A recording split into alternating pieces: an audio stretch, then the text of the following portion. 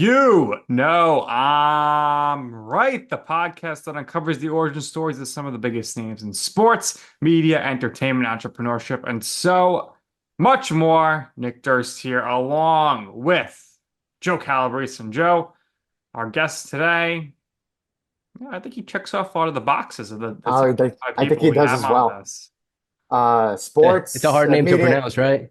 I'm going to try my best to do it. But Call me sports, Fred, media, bro. Call me entertainment. Fred, because everybody, since elementary and middle school, it's been an issue. Joe's gonna nail it. Joey's Joe's job to introduce Well, this we name. got Federico, right? That's Nice.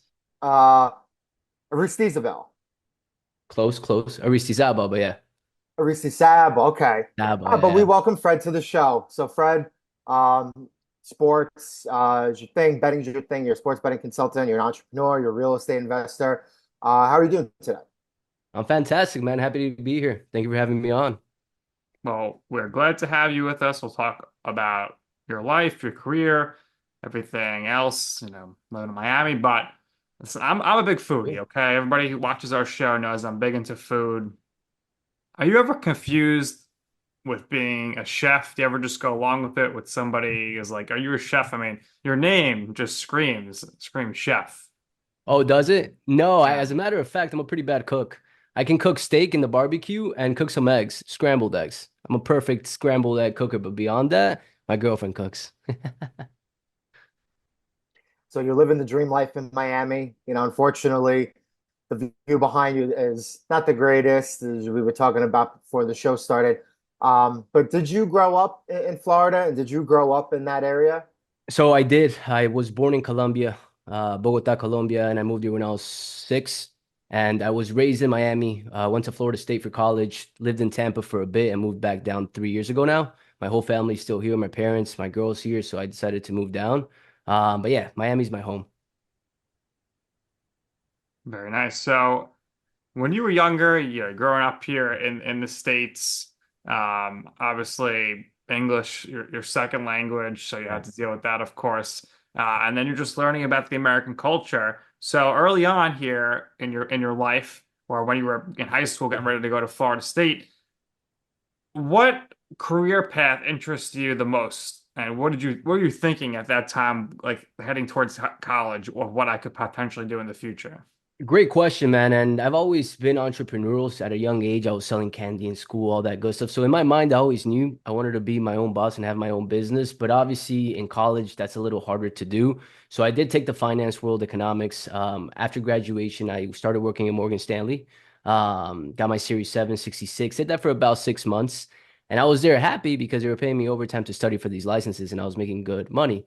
But when that ended, I saw that I was getting paid the same thing every 2 weeks, and that's when I started looking for that entrepreneur route. I don't know if you guys just heard the thunder, but I started in real estate right after Morgan Stanley.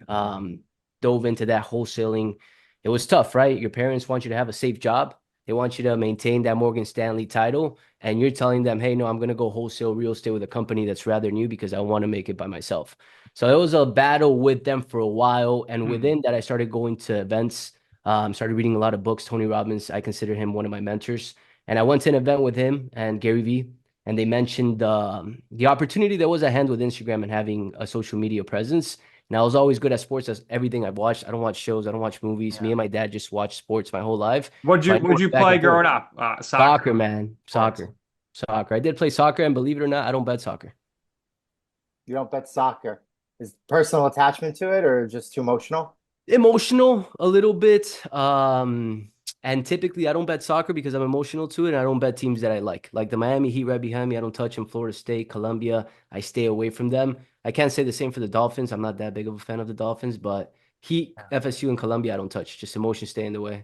Now, as far as soccer betting is concerned, I know you Yeah. don't do it, but if a novice, right, wanted to start betting on soccer, I mean, if you just bet for a draw every time, do you think like 60% of the time you're going to hit on that? Are you going to be over 50%? You're going to collect if you bet a draw and becomes a draw? I don't think so. I'm better when it comes to those numbers with every other sport I do. Soccer, since I don't analyze it as much, it's a little tougher for me to say that. Okay. But I wouldn't say so, man. I think a lot goes into it. That's the issue with soccer, right? You can Hmm. play the spreads at 1.5, half, whatever the case may be. But for the money lines, there's three options. two teams to win and one to draw. Whereas baseball, football, basketball, you're taking money lines and it's two options, 50 Yeah. 50, right? So that's a big reason why I stayed away from it, but I wouldn't be able to answer you with that draw question. Well, let's go back for a second. Before you went to Florida State, you attended Miami Dade, very local over there, administration management, and then you eventually transferred to Florida State. Sorry about the tough loss to Georgia Tech to start the season. Oh, how'd you bring But that up, how? man? I'm sorry. But how Okay. much fun was Federico college? did not bet on that. He does not bet on. He does not bet on Florida State. I Thankfully, he didn't. did not lose any money on that. But it seems But like Florida State I was more mad than if I had bet it. seems like Florida State, since they won the national championship with Jameis Winston, they always feel like they kind of start the season slow. So Seamus knew hopefully they on pick it up college for you. game day. He said that Georgia Tech was going to win, and he He got it. knew it. Well, Wow. that's because of the tribal chief going to Georgia Tech, so he knows that. But no, how much fun was college staying in Florida? How did you stay active? Right, what were you involved with in school, and did you have any internships that eventually led you to your first jobs? Look, believe it or not, this might sound, I wouldn't say controversial, but most people are gonna be like, what? But when I joined Florida State, I did join a fraternity.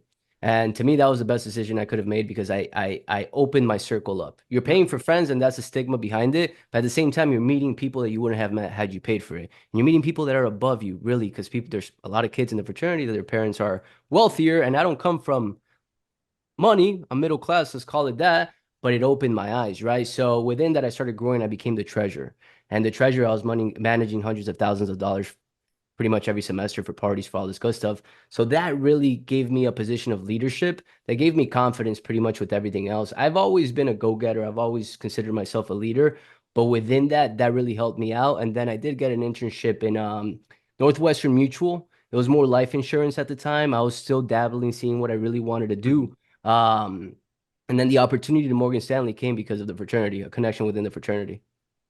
So you get that connection, and ultimately you end up moving to Tampa, Joe's other home away from home where he loves. You Nice. worked as a direct registered representative for Morgan Stanley Mhm. for 6 months. So what was it like working for Morgan Stanley? We've had some other people on the show with us, whether it be athletes or other entrepreneurs that at some point have gone through Morgan Stanley system. Maybe it didn't work out long term for you there. It's a grinding process for all these people we've talked to on the show. But what valuable insight did you gain from your brief time there? The market, studying for the Series 7 and 66. I'd say the Series 7 is the hardest test I've ever taken in my life. They give you three opportunities to pass it. Most people fail. Really, that's what kicks them out of Morgan Stanley is if you don't pass those tests within 6 months, you're fired. So it's a Mm, lot of pressure on, but that Series 7 just gives you all the information from options to how the market moves to legality.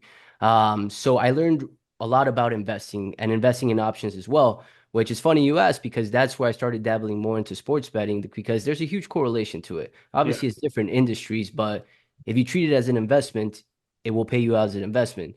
And a lot of people in the stock market pretend they're investing, but really they're gambling. They don't know what they're doing. They're just throwing darts, betting on Apple, Amazon, whatever the case may It's the be. world's largest casino. Without a doubt, right? And sports betting has a stigma because it's betting, right? But at the same time, you do it in real estate in the stock market. You got to be prepared and have an investment mindset. So it helped me a lot with that, more of that investing mindset that really propelled me to grow in this industry. Absolutely. So obviously sports betting, huge part of your life, but another big part of your life, real estate. So when did you obtain your real estate license? What made you have decide like, let me go for this? This is something my co-host is entertaining at this point in life as well. Yeah. Talk to us about the first time you sold a house, like a major property, Mhm. any purchases you made, and also just curious what you think of all the I know you don't watch much TV outside of sports, but there's so many like real estate television shows out there these days. So I'm Yeah. curious if you ever dabbled in seeing any of them and if you think they're accurate to what's actually happening in the market. Look, so I never got my real estate license. That's the funny part about it because I wholesaled. I wholesaled real estate. You don't need a Wholesale, real estate. You don't need a license for right? that. And Nice. that's something people misinterpret. But if you want to be an agent and represent home sellers or home buyers, then you do need a license. Now I wholesaled and I started with this company called New Western Acquisition. I was there for a year. I learned the ins and outs of everything, became the number one disposition agent, so selling properties. It took me 3 months to sell my first property. And you guys can imagine, I'm out of college, quit Morgan Stanley, don't really have savings, and I had to wait 3 months to get my first payment. And I knew it off the bat that you only made money with sales, but I wanted to take that shot. but it was the best feeling in the world because you got it done. And from there, you just build momentum. So I learned a lot about real estate. From that year, I ended up parting ways with New Western Acquisition, partnered up with a member within that firm, and we started wholesaling ourselves and build our own little wholesaling firm. And we dabbled a lot in flipping. I flipped a lot of houses 3 years ago when the market was a little bit better, interest rates were lower, houses were appreciating, and they were selling faster than pretty much at any point over the last 20 years.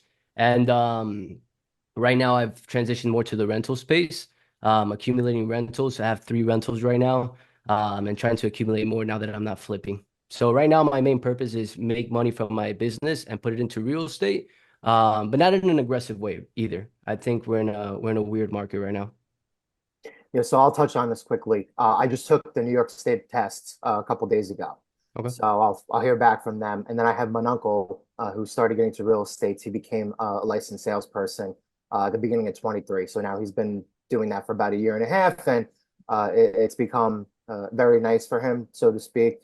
And eventually, the plan is if I get my New York State license, there's a process to bypass to not do the extra coursework, right? So if I'm here licensed in New York and New Jersey, that makes me enticing to work with other people who are out there. Nice. So you mentioned founder and CEO of your local home buy, right? So a couple of different questions here. Types of investors that you work with, employees that you recruit. I personally, like my family's got a background in contracting and construction. Both my uncles have done major projects and worked with major people in the past before. So again, types of investors that you work with, and also something that I've noticed in the market is that there seems to be an explosion of housing and rentals in Florida. It seems like there's more on the market than people could actually purchase, buy, and rent. So if you could just talk about all those points. So buyers, my niche is single family homes, some multifamilies as well. So my niche is pretty much residential buyers. I typically like to find people that are cash heavy, because typically you're buying the property either sight unseen sometimes if they're out of the state, or you're buying it without contingencies, right? So you're buying it as is. So you need to have cash or a hard money loan lined up. So typically investors with cash. And believe it or not, I got a lot of my investors when I started off by going putting signs in the middle of the night in Tampa. I did that pretty much 3 times a week, 12 in the morning because that's 12 at midnight because that's when cops weren't around and you get a ticket for that. So that's how I started and that's how I got investors. To touch on that last part that you just mentioned, yeah, man. I mean, it's one of those things where everybody was moving to Florida, prices were skyrocketing, and then they've leveled off. And as a matter of fact, I've suffered because of it because I have a property in Sarasota or had that I went to flip, and the market shifted big time. And within that year, I had a lot of money into it. I tried selling it for a price that at the time when I bought it, the ARV after repair value was $420,000. By the time I finished repairing that property, guess how much it appraised for? It appraised, 430,000. no, man, it appraised for No, 350. I went wow, down. Wow. It right. appraised for 350 That's what I because the figured. market shifted so much in that area. And that put me in a position where I had to refinance the property fast because I did have hard money on it. And I ended up not losing because the property's steady right now. I'm cash flowing a little bit. And I'm thinking long term, it's going to appreciate big time in the area that it is. But it was a learning lesson, right? Yeah. And I've seen that specifically what you just said, Tampa area, prices are starting to decline a little bit because there is more in the market than people can get. Mhm. And I think interest rates play into that, guys. Yeah, right You Yes. know, now we're in a major holding pattern across the US because the interest rates are just absolutely insane. I'm a homeowner, if my neighbor just sold his house and I was like, all right, maybe I'll look to sell mine, right? So I bought it my house 5 years ago. The price will be a little higher now when I sell, but then I'm going to get crushed because my interest rate is going to be like 7 points higher than I bought my current house for. So I'm kind of just stuck in this holding pattern. yeah. What do you think as far as the interest rates here? Is there any light at the end of the tunnel here, or we're going to be in this for a while? No, I mean, Powell said there's going to be a shift in policies last time when he spoke out. I personally believe with elections, it gets a little funky. Yep. And I feel like they might be cutting interest rates due to that. They want to make the economy a little bit better. And, election years get a little bit weird. So I do foresee them cutting interest rates a little bit, but he said he wanted to see data before making that decision. So at the end of the day, right now, it's still 50-50. But to your point, if you're holding on, that's the best thing you can do, right? Yep. If the moment interest rates cut, your property is going to appreciate to a point where you're like, okay, now it makes sense, So, um, let's see. Let's see. I think we're in a weird market, weird economy personally. I think things are overpriced. The stock market's at all-time highs. The economy itself, Americans aren't really economically doing well, like the average, right? So I Yep. feel like we're in a position right now where things could get a little hectic. I don't think there's a light at the end of the tunnel near per se. Mhm. But let's see. Let's see. Yeah. You seem like you're always a forward thinker. You could see into the future. And in 2017, that's what you did. You found your company, AF Sports. When did you recognize that there was an opportunity to enter the sports betting and gambling sphere? Because at that time, in most states, sports betting's illegal. Even at that time, the daily fantasy stuff was a little taboo with DraftKings and FanDuel. So when did you decide, and what was your process to then go about founding your company? Look, so I'm not gonna sit down and say that I foresaw sports betting being this big at this point in time. That wasn't the case. I had a passion for it. I liked it. I wanted to learn about it. And prior to sports betting, I played a lot of poker. And poker to me is a sport. Phil Hellmuth is one player that always wins. Danny Negreanu, Phil Ivey. So they have strategies. A lot of people think it's gambling, but it's a sport. And I see this the same way. So I wanted to conquer it. And now it turns out that it's an industry that I believe we're still in the first inning. It's only growing. It's going to be legal in every state. Micro betting is going to come along. And I think I'm in this position right now that I can exploit that because, in a sense, I don't know if you guys have seen that video of Jeff Bezos when they asked him why he started Amazon, and he said he was in an investment banking world and he's found the startling fact that the internet usage is growing at 2,000% a year. And that's the same exact thing right now for sports betting. It's growing at a pace that's uncontrollable right now. So I'm excited for that. But AF Sportsman, I mean, I started it just because I used to buy picks as well. And Vegas Dave was a person that I used to buy picks from. And not judging him, but I saw things that I could improve upon. And I took on the route, guys. And 8 years ago, I've had my ups, I've had my downs. I started off really hot when I started my career in the AF sports space because ads were easy to run. They weren't blocking you. Then 2020 came Mhm. around, COVID. They started getting really funky with it. And now we're finally back in that stage where they're allowing ads again. So it's starting to thrive again. And along with that, too, I created a community over the past 4 months, which has 200 members, where I break down my plays. I'm not just giving you my ticket. Anybody can place a bet and send you the ticket and tell you to bet it. But you want to know why he's taking it. What analysis is going behind it? What stats is he looking at? So I have a YouTube show Monday through Friday where I provide that all for free and I bet the place right in front of everybody. Hard Rock app, a legit book. And then I also have a community where I teach people how to do this. So let's touch on a point that you mentioned before. Applying data science across all the industries that you work in, right? So it includes sports, it includes real estate, it includes the markets, right? So how does applying data science on a day-to-day on a day-to-day basis make your job much more efficient and simpler, and again, easily translatable for the people that you're building in your community? Yeah, it's a great question. You invest in numbers, not in emotions, right?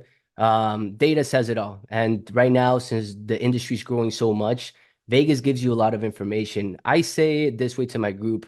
It's more a matter of what you look for, where you look for it, and finding where to find the real data and the accurate data.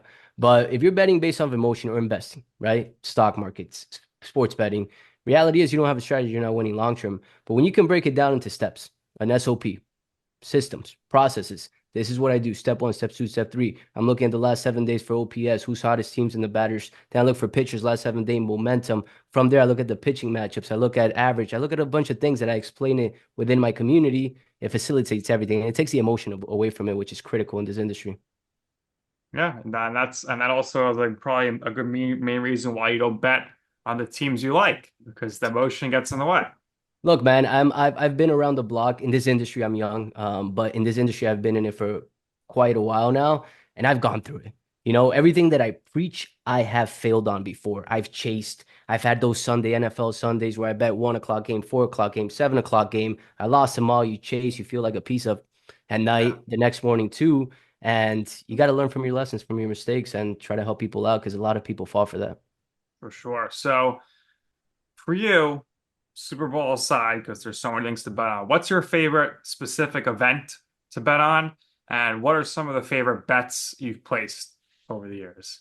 That's a great question, a hard one to answer. I mean, NFL always has the lead with that, but because I bet bigger in NFL. But for me, my favorite sport, the moment where I'm happiest and I win a lot of money is October baseball. To me, there's nothing like playoff Definitely. ball.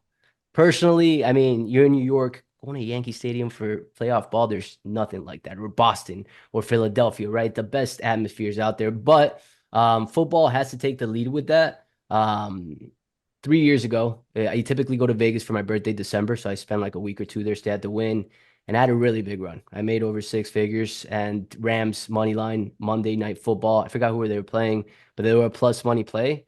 And I put 20 on it to win, I believe it was like 32 or so. And I ended the trip on a high. And that's the most memorable one that I remember because that's probably one of my bigger tickets in my lifetime. The wind is beautiful. I Yes. love the buffet there.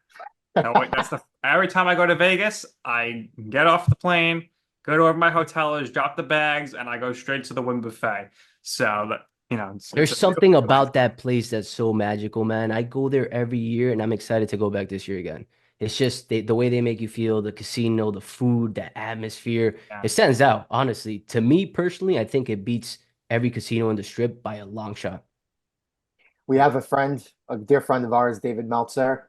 Oh, He nice. films his show at the Blue Wire Studios out there in the wind. Kevin So you're Jones. welcome. Yeah, we were out there a couple of years ago, and hopefully we'll be back there sometime later in this year.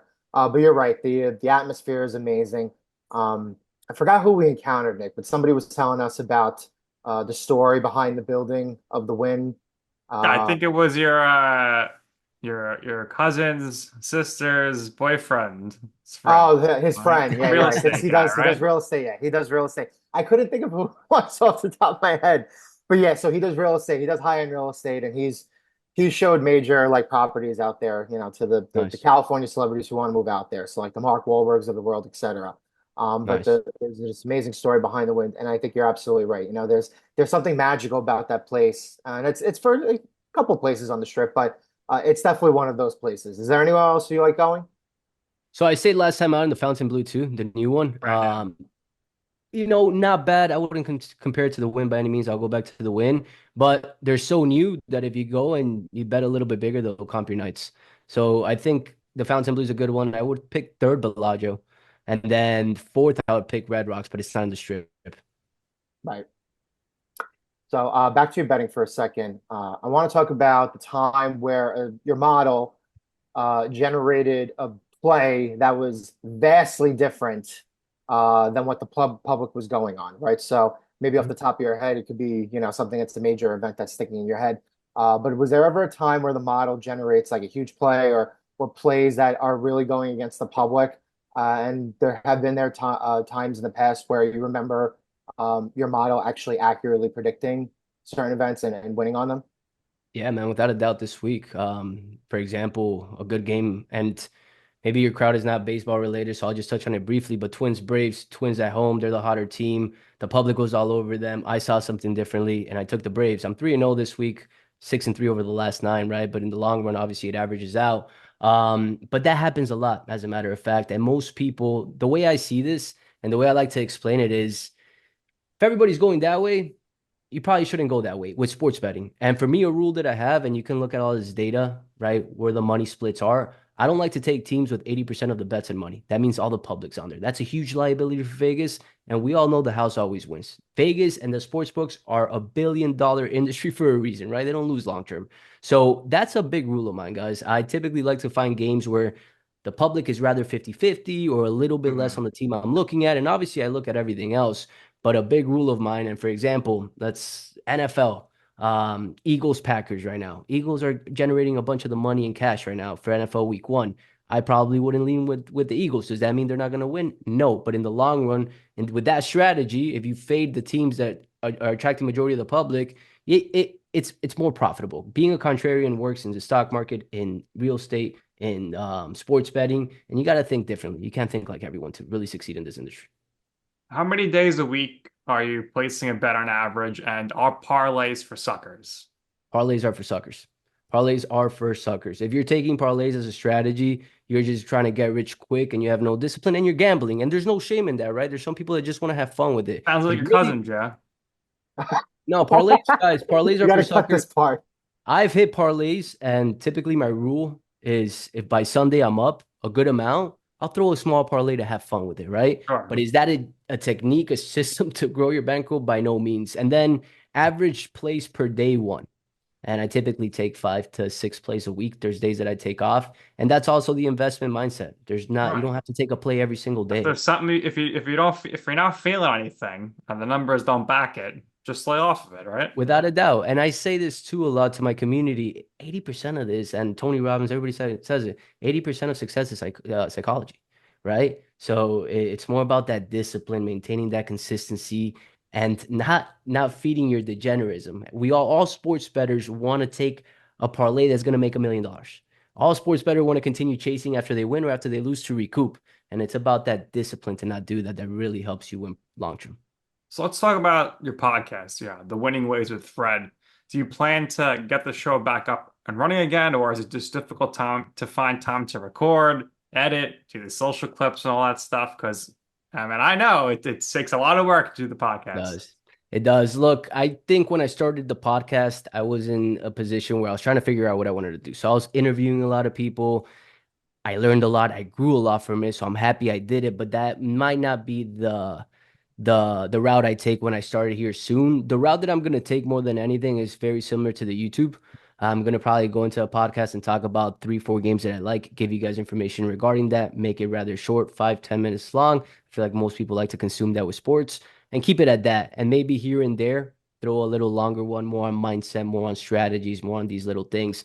But next, when I start it off again, it's going to be more regarding the sports world.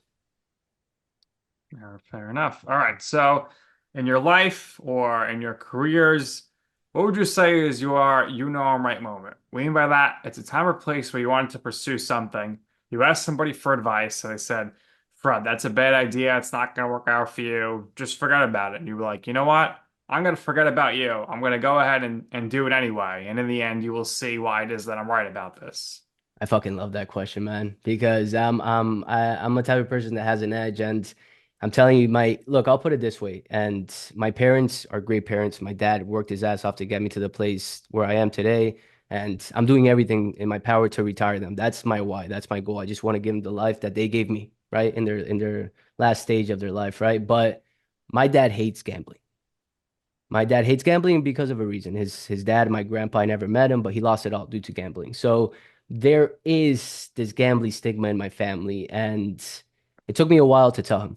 I didn't want to open up to him because I didn't want to disappoint him, right? To me, my dad's my hero, so I didn't want to let him down. I wanted to build something and then be like, hey man, look what I built, right? But as you guys know, things start popping out, Instagram, everybody sees you, and he found out. And both my mom, my dad, my sisters, a couple friends were like, "Hey, what are you doing? Like, this isn't the route to take. Go back to Morgan Stanley. Go do this. Go be an agent. Do something else, man. But don't do sports gambling." And it took me a lot to be like, "Dude, I'm continuing this. You guys continue your route. I'm gonna continue mine. I'm gonna figure it out." And I'm also the type of person that if somebody tells me I can't do it, I'm gonna figure out a way to do it just to prove you wrong. So then I've always been like that. My mom would say, "Hey, go left, I'll go right." And it's not a good trait. You get me? It's good in some situations, it's bad in some situations, but in this moment, it worked out. I'm very happy with the decision I made to stay in this industry. Well said, Fred.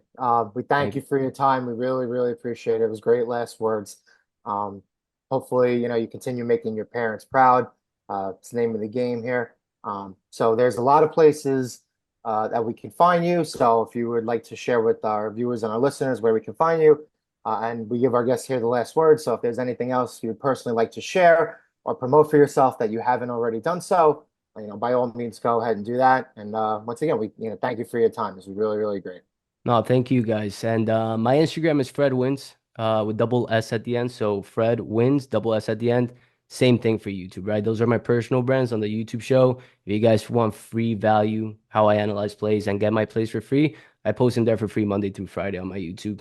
Then I also have my sports page at AF Sports with double S at the end. You guys are probably wondering why double S with everything. It's because it was taken with the first S, so I had to add that second S.